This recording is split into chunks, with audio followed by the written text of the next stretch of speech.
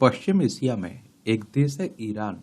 और अभी हाल ही में यहाँ के राष्ट्रपति का एरोप्लेन हेलीकॉप्टर दुर्घटनाग्रस्त हो गया, यानी क्रैश हो गया, जिसमें आप देखेंगे इनकी जान जा चुकी है, मौत हो चुकी है। इन्हें आप लोग अपनी स्क्रीन पर भी देख रहे होंगे। इब्राहिम रईसी इनका नाम था। एक बार आप लोग ईरान को देख लीजिए, उसके बाद हम लोग इनके बारे में बात करते हैं। देखिए हमारी प्यारी पृथ्वी है, इसमें आप देखेंगे कि ये हमारा प्यारा भारत आपको दिखाई दे रहा है एशिया में, और यहाँ आप लोगों को ये ईरान देखने को मिल जाएगा। और अभी आप देख रहे हैं कि ईरान का इजराइल और अमेरिका से काफी तनातनी चल रही है। तो इनका जो हेलीकॉप्टर क्रैश हुआ है उस पर आप देख साजिश की बातें भी होने लगी हैं कि अमेरिका और इजराइल ने साजिश रचकर इन्हें मारा है। ईरान के राष्ट्रपति इब्राहिम रईसी और विदेश मंत्री हुसैन अमीर अब्दुल्लाहियन की हेलीकॉप्टर क्रैश में मौत हो गई है। इब्राहिम रईस रविवार को पूर्वी अजरबैजान प्रांत में बांध का उद्घाटन करके लौट रहे थे, तभी उनका हेलीकॉप्टर क्रैश हो गया। मौत की पुष्टि सोमवार को घटनास्थल पर पहुंचने के बाद की गई है और इस हादसे में राष्ट्रपति और विदेश मंत्री समेत 9 लोगों की मौत हुई है। एक धार्मिक स्कॉलर से वकील और फिर ईरान की कानून व्यवस्था की शीर्ष तक पहुंचने वाले रईस देश के नंबर 2 के धार्मिक नेता भी थे और शिया धर्म गुरुओं के पदानुक्रम में वे धर्म गुरु आयतुल्लाह से एक क्रम नीचे माने जाते थे। इब्राहिम रईस ने जब जून 2021 में ईरान की सत्ता संभाली तब उनके सामने घरेलू स्तर पर कई चुनौतियां भी थी। और एक तरफ देश के सामाजिक हालात मुश्किल थे और दूसरी तरफ अपने परमाणु कार्यक्रम की वजह से अमेरिकी प्रतिबंध झेल रहा और ईरान गंभीर आर्थिक संकट का सामना भी कर रहा है। अभी हाल ही में आप देखें हमारा और चाइना इसका ईरान का चाबहार पोर्ट का आप देखते हैं कि समझौता हुआ ना। अपने चुनाव प्रचार के दौरान इब्राहिम रईस ने कहा था कि वो देश में व्याप्त भ्रष्टाचार और आर्थिक संकट से निपटने के लिए सबसे योग्य उम्मीदवार हैं।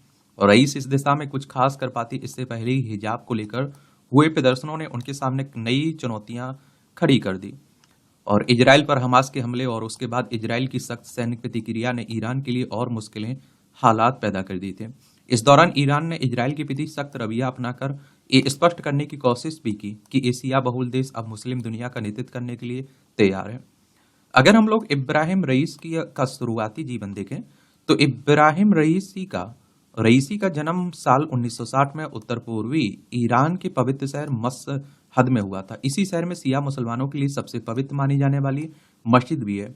वे कम उम्र में ही ऊंचे ओहदे पर पहुंच गए। रईस के पिता एक मौलवी थे। रईस जब सिर्फ 5 साल के थे तब उनके पिता की डेथ हो गई थी और उन्होंने अपने पिता के पद चिन्हों पर चलते हुए 15 साल की उम्र से ही कौम शहर में स्थित एक शिया संस्थान में पढ़ाई शुरू कर दी और अपने छात्र जीवन में उन्होंने पश्चिमी देशों से समर्थित मोहम्मद रेजा शाह के खिलाफ प्रदर्शनों में हिस्सा भी लिया। बाद में आयतुल्लाह रूहुल्लाह खामेनेई ने इस्लामिक क्रांति के जरिए साल 1979 में शाह को सत्ता से बेदखल कर दिया था। आयतुल्लाह अली खामेनेई के करीबी थे रईसी। तो सिर्फ 20 साल की उम्र में ही उन्होंने तेहरान के करीब स्थित कराज का महाअभियोजक नियुक्त कर दिया गया था और साल 1989 से 1994 के बीच रईसी तेहरान के महाअभियोजक रहे और इसके बाद 2004 से अगले 1 दशक तक न्यायिक प्राधिकरण के डिप्टी चीफ भी रहे। साल 2014 में वो ईरान के महाअभियोजक बन गए थे। ईरानी न्यायपालिका के प्रमुख रहे। रईसी के राजनीतिक विचार अति कट्टरपंथी माने जाते थे। उन्हें ईरान के कट्टरपंथी नेता और देश के सर्वोच्च धार्मिक नेता आयतुल्लाह अली खामेनेई का करीबी माना जाता था। वे जून 2021 में उदारवादी हसन रूहानी की जगह इस्लामिक रिपब्लिकन ईरान के राष्ट्रपति चुने गए थे और चुनाव अभियान के दौरान रईसी ने खुद को एक ऐसे व्यक्ति के रूप में प्रचारित किया था कि वे रूहानी शासन के दौरान पैदा हुए भ्रष्टाचार और आर्थिक संकट से निपटने के लिए सबसे अच्छे विकल्प हैं। डेथ कमेटी के सदस्य भी रहे। इस्लामिक क्रांति के बाद उन्होंने न्यायपालिका में काम करना शुरू किया और कई शहरों में वकील के तौर पर काम भी किया।